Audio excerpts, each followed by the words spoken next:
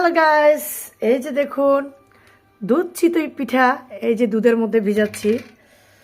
তো আসলে এখনকার বর্তমানে ছেলেমেয়েরা তো এটা কি সেটা জানেই না, তো খেতেও চায় না। আমরা তো ছোটবেলায় এসব পিঠা খাওয়ার জন্য অনেক পাগল ছিলাম। খালার বাড়িতে চলে যেতাম, খালাম্মারে আমরা গেলে বানাইতো পিঠা। তো এই যে দেখতে পাচ্ছেন, আজকে আমি চিন্তা করলাম বানাই। আসলে গত বছর আমি একবারও পিঠা খাইনি। নিজে না বানালে আমার কাছে ভালো লাগে না, আর আমার পিঠা আমার কাছে বেস্ট মনে হয়।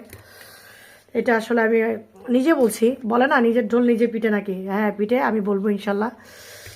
যারা চ্যালেঞ্জ করতে চান চলে আসেন আমার পিঠা নিয়ে। কি আমি চ্যালেঞ্জ ধরতে রাজি আছি। মাশাল্লাহ, আমার পিঠা, আমার প্রত্যেকটা যে কোনো পিঠা আমি ভালো করে বানাতে পারি, এটা আমি আলহামদুলিল্লাহ বলবো। তো এখন দুধ চিটে পিঠা আমি এখানে 4 কেজি দুধের মধ্যে একটু হালকা ঘন করে নিয়ে, তারপর এখানে খেজুরের রাব দিয়ে, নারকেল দিয়ে, তারপর এলাচ, তেজপাতা, দারচিনি দিয়ে, এখন রাত বাজে প্রায় 2টা। তো আমি এগুলো এখন সারা রাত এটা ভিজবে।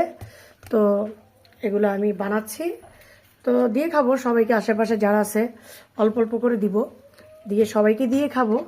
তো যাই হোক, আমার ছেলে কখনো এই পিঠা খায় নাই, তো আমার ছেলেকে খাওয়াবো আমি এই পিঠা।